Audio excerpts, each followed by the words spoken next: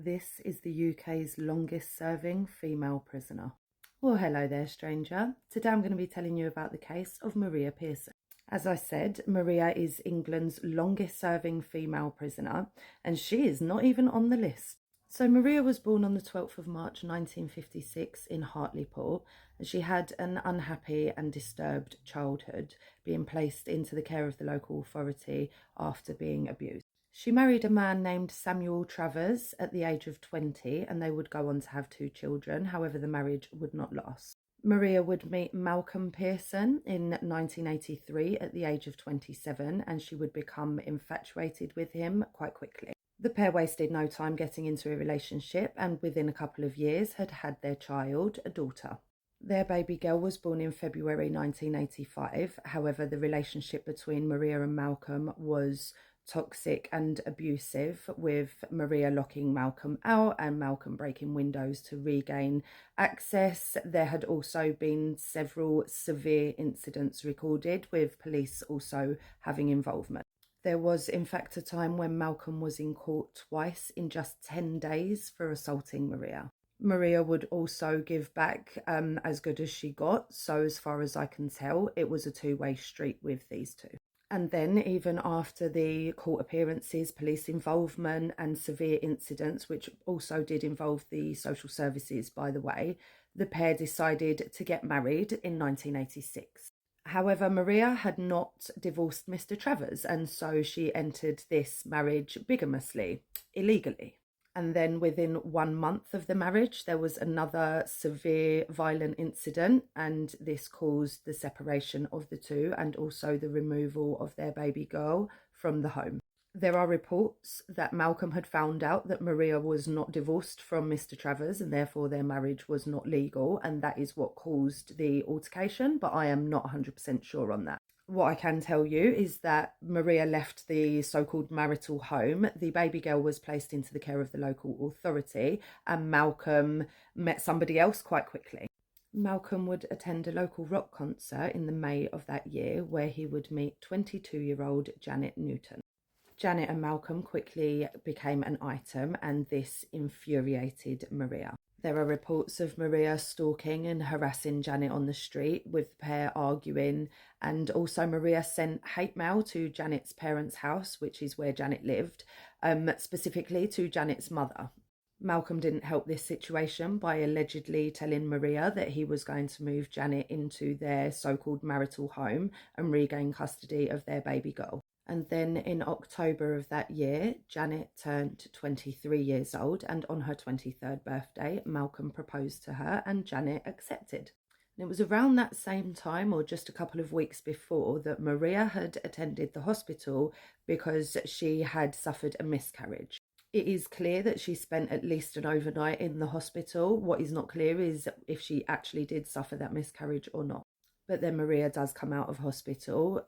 Malcolm proposes to Janet. Maria finds out and does the absolute unthinkable. Maria had purchased a sheath knife and just lay in wait for her opportunity to use it. And then on Saturday, the 18th of October 1986, Maria waited for Janet to leave her parents' house. Janet was supposedly on her way to see Malcolm, but it's unclear, when she was attacked by Maria, who impaled 23-year-old Janet 17 times in the street. She had been attacked with such force that 2 of the wounds pierced through Janet's heart. Janet would be found that same evening by a local taxi driver who called police, and when police turned up, the scene was so brutal that they thought Janet had been the victim of a hit and run. Maria was arrested on a Greyhound bus headed to London. Maria protested her innocence. She claimed that Malcolm had committed the brutal attack on Janet and that she had nothing to do with it. She maintained her innocence throughout the whole trial, but the jury saw through her act and she was found guilty and given a life sentence with, get this, a minimum tariff of 11 years, strangers, 11 years. Straight after her sentencing, Maria did appeal, this time admitting to the attack on Janet, but saying that it wasn't her fault due to her mental state. Her defence claimed in her appeal that she shouldn't be held responsible because, quote, she had postnatal depression and premenstrual tension. This is just a side note, strangers, but can you believe that was only 1988? Like, oh, well, I'm sorry, I unalived somebody. I had very terrible premenstrual cramps. And I'm not even saying that about Maria. Her defence thought that that was a good idea. This is the best defence that we can construct. I am, after all, a woman with ovaries. The absolute cheek of that. I couldn't believe it. So look, with an 11-year minimum, Maria could have been free as early as 1998.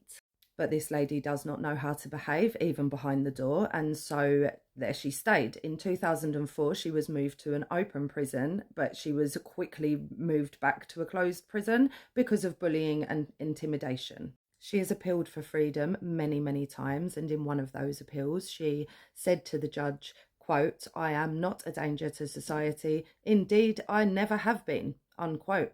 And it's like, girl, not even that one time? Okay. Maria has never really expressed any remorse for taking Janet Newton's young life, impaling her 17 times in such a brutal attack, and the judges claim that she is still in denial and hasn't really recognised the severity of her crime. After her 9th rejection in 2023, the Ministry of Justice did declare Maria Pearson as the UK's longest serving prisoner. She's also been called the UK's forgotten prisoner or forgotten inmate, but I don't see how she's been forgotten when she has appealed 9 times since 1988. She's never really engaged with services, and that's the reason that she's still in there all these years later, according to what I've read, of course. Maria will be 71 years old this year and has served 38 years in prison, which in my opinion is the right thing, strangers, because if she's not rehabilitated or remorseful or understands that what she did to that young lady was not only wrong but horrific, then why should she be out here with us again? Like, no. Having said that, I am interested to know what you think about this one. I was very surprised to find out that the UK's longest serving female prisoner is not even on the list, but hey ho. As always, rest in peace to the victim of this case, Janet Newton. And of course to you, stranger, if you've stayed with me up until now, then thank you for watching, and I will see you for the next one.